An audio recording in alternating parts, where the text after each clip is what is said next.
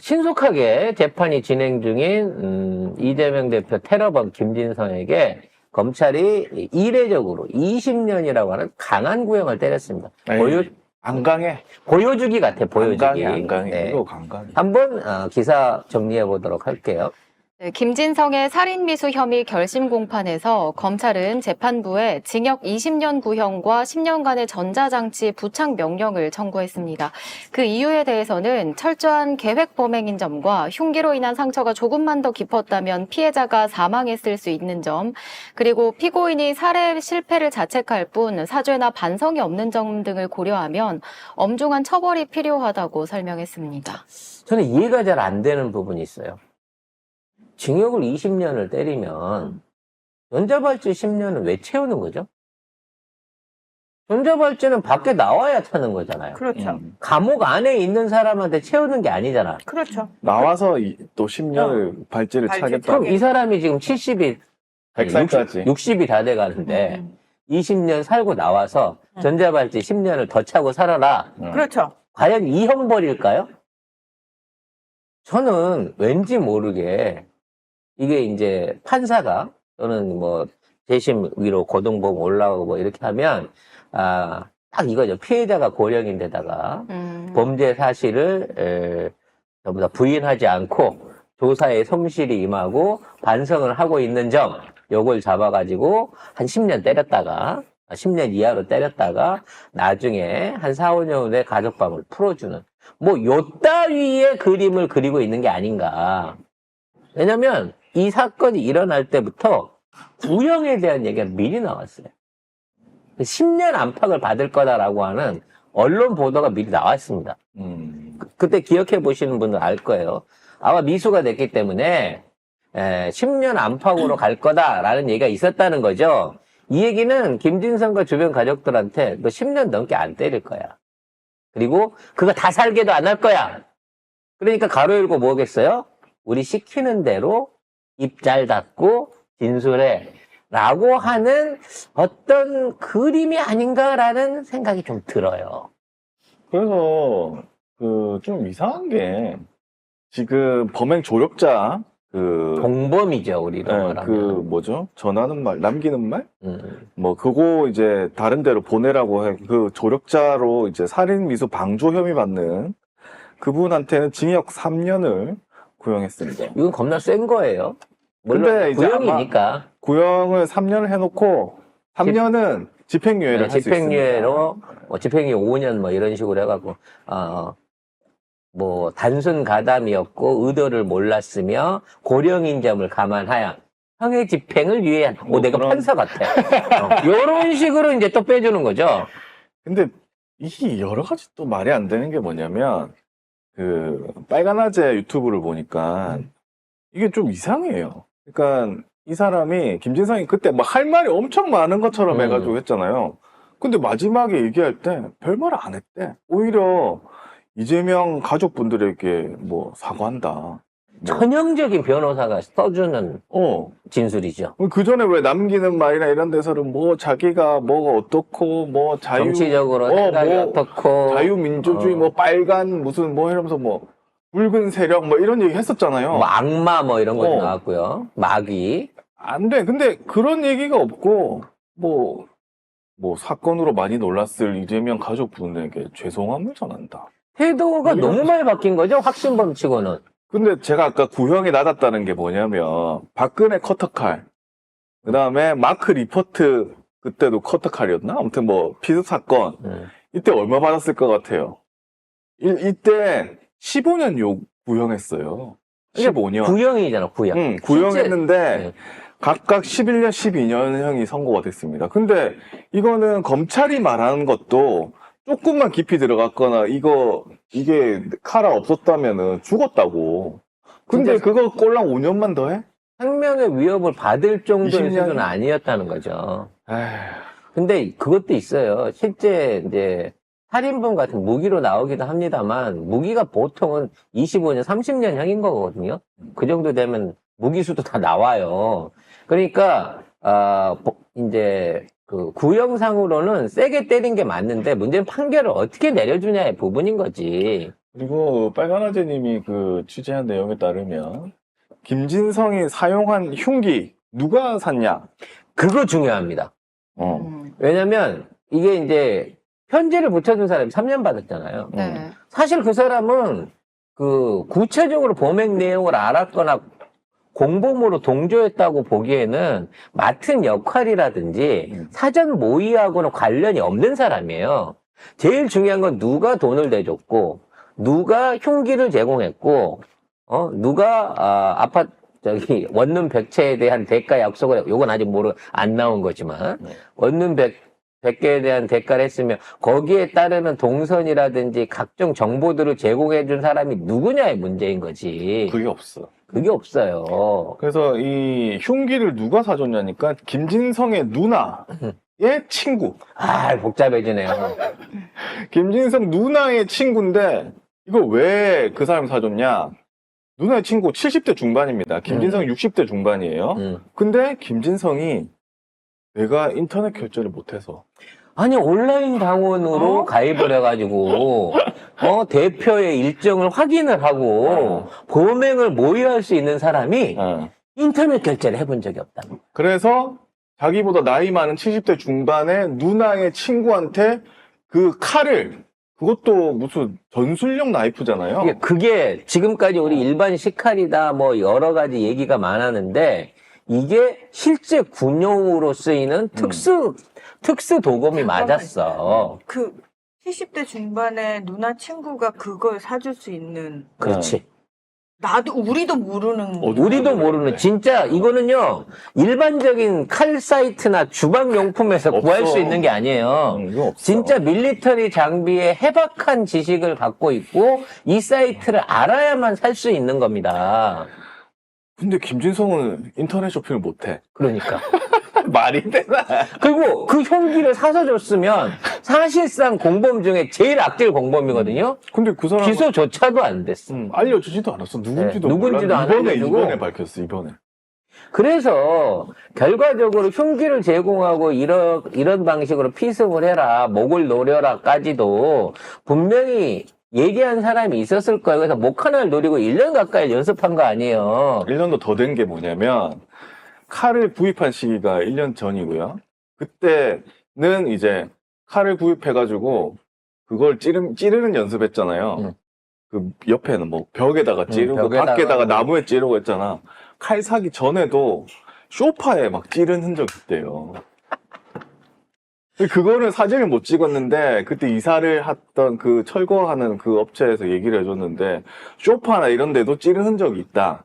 그리고 그래서 지금 보면 그 공범 그 편지 보내준 그 사람 신원을 감추기 위해서 CCTV가 없는 우체통을 이용해서 발송하도록 요청을 합니다.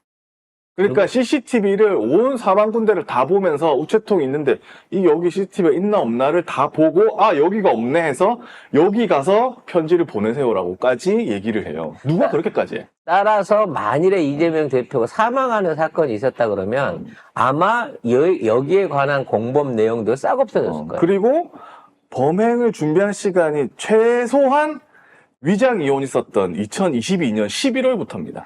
그럼 2년을 넘게 준비한 거예요. 자, 22년 11월은 이재명 대표가 대선 끝나고 해요. 그러니까. 근데 뭐라고 했어? 뭐 당대표가 돼가지고 대선이 당대표 되기 전부터 준비한 거잖아. 훨씬 전부터 준비했어.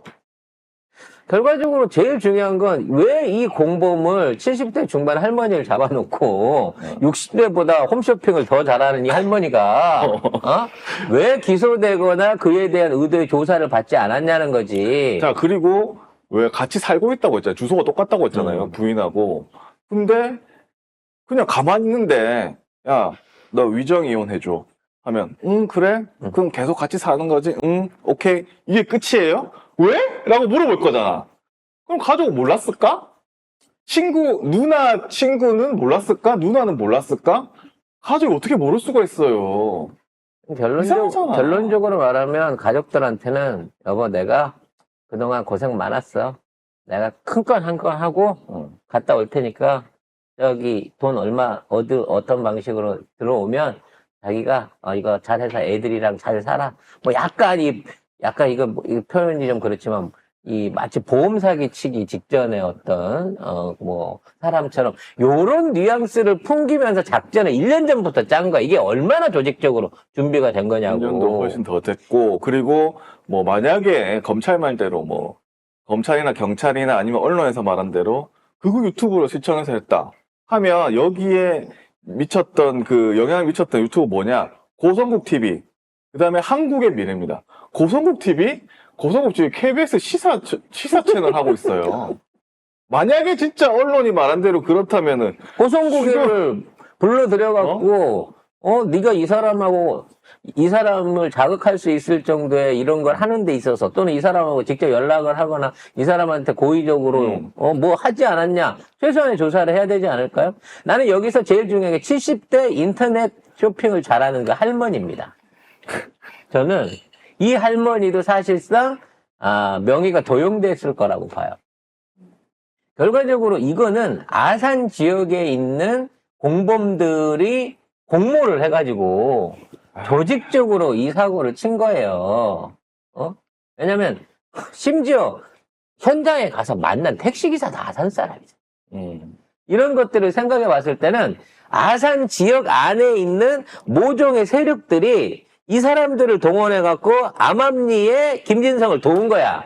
그럼 그 칼을 사준 사람이 진짜 할머니겠냐고.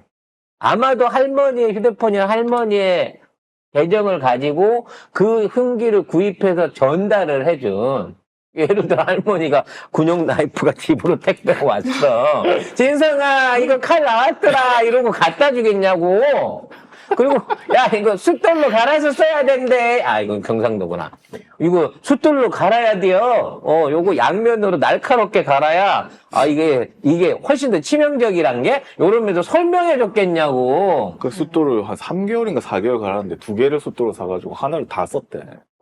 그렇게 준비를 했대요. 그러니까 이게 단순하게 숫돌을 갈아서 쓴 게 아니라 갈아서 찔러보고 날이 나면 그러니까. 또 갈아서 찔러보고 이걸 하면서 그거 일반인이 생각할 수 있는 수준이냐? 그거 일반인이 생각할 수가 없는 수준이에요. 그래서 그러한 트레이닝 내지는 뒤에서 조력을 했던 애들은 진짜 똘똘하고 젊은 애들인 거야. 근데 걔를 숨기기 위해서 할머니 명의로 샀다라고 하고 할머니가 뭐하라 사달라니까 샀지 해서 끝난다는 거야. 이게 뭔 조사야. 그러면 그 부동산은 언제 시작한 거예요? 그건 10년 넘었다고 오래됐죠. 했지. 그러면은 부동산을 하는 처음부터 이 사람이 어떤 연루가 된 게 아니고 누군가에 의해서 동네에서 포섭된 거야. 동네에서. 아니 근데 만약에 포섭한다고 생각하면 굉장히 좋은 사람이에요. 왜냐면 장사가 안 돼. 경제 할 일도 어려워. 없어. 그리고 극우 유튜버에 경도된 사람이야. 이재명을 죽여야겠다고 생각하는 사람이야, 평소에. 그러면 되게 이 포섭하기 사람이, 쉽지. 그러니까 진짜 평범한 사람인데 이 사람이 평소에 그런 성향을 가지고 있대. 이거를 이재명 대표를 죽이고자 하는 세력들한테 귀에 들어가야 되잖아. 그렇지. 귀에 들어가려면 이 사람을 평소에, 그러니까 그 지역 전체가 뭔가 나 약간 이상해지는데? 그러니까 아는 사람이 있는 거지요. 예를 만약에 들면 있다면, 뭐 뒤에. 종교단체 같은 데서 만나가지고 쭉 얘기를 해보면서 어떤 놈을 용병으로 쓸 때 이게 뒤탈이 없으면서 깔끔하게 정리를 하면서 입도 무거우면서 돈 주면 이거 하고도 우리랑 거리를 끊을 수 있을까라는 점을 다각도로 판단해갖고 작업을 쳤을 거예요. 근데 가족이 진짜 이상해요. 부인이 위장이혼 하자는데 그냥 오케이 한 것도 너무 이상하니까 같이 사는 것도 웃기고. 나는 기레기들이 제일 이상해. 이런 사건 벌어졌을 때 사돈의 팔촌까지 다 뒤져가지고 심지어 연예인들은 그 자식들 학교 앞에 가서 진을 치고 있을 정도인데 이와 관련해서 어떠한 지인이나 가족들에 대한 인터뷰 인터뷰가 한 번을 해본 적이 없어요. 그러니까 언론이. 너무 이상해요. 응? 난 그게 제일 이상해. 그래서 뭐야? 아마 이 가족 전체가 다 아니 그 마을 전체가 의심스럽다니까. 그쪽 동네가 아산이라는 그 동네 자체가 의심스럽고 거기에만 신천지 교회가 3개가 있다고 하는 것도 의심스러워요. 그냥 의심스럽다고. 의심스럽지. 의심스럽지. 아니 진짜 왜냐면 그냥 동네 부동산 아저씨가 그런 아무리 내가 극우 유튜브를 보고 있고 그런 말을 하고 돌아다녀도 그 아저씨가 이재명 대표를 죽이려는 세력에 의해서 포착이 될 정도면은 도대체 주변에 어떤 사람들이 있는 거야. 그리고 그 동네에. 정치적 성향을 그렇게 물어봤으면 종교는 뭐 믿어요? 평상시 주말에 교회 나갔습니까? 정도의 진수는 물어볼 수도 있잖아. 근데 안 하잖아. 전혀 그런 것도 없잖아. 어? 아니 나이 든 사람들이 솔직히 말해서 그 친목 쌓을 수 있는 데가 동네 노인정하고 교회밖에 더 있어? 뭐 이건 지역 사회 안에서 뭐 어디 콜라텍에서 만난 사이에서 그런 게 한 건 아닐 거 아니야. 콜라텍 요즘도 있어? 어르신들 콜라텍은 장터에 많아요. 네. 아 진짜요? 옛날에 여러분이 알고, 여러분은 모르시겠구나. 옛날에 이제 장바구니 들고 다니던 나이트들이 지금은 다 콜라텍으로 바뀌었죠. 왜요? 응? 왜요? 어차피 그 안에서 이제 일찍 끝내고 응. 2차를 가야 되기 때문에. 그 밤에도 안 해요. 낮 시간에 합니다. 카바레는 안 해요? 안 하죠.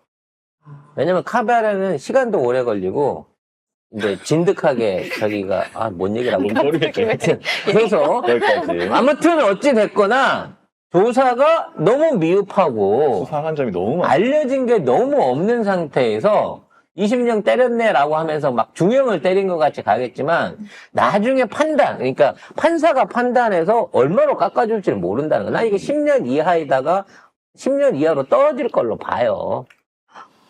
그래서 뭐 7월 5일에 선고기일을 열겠다고 하는데 그때 어떻게 나올지 봐야 됩니다. 아무튼 이와 관련된 내용도 22대에서 특검해야 됩니다.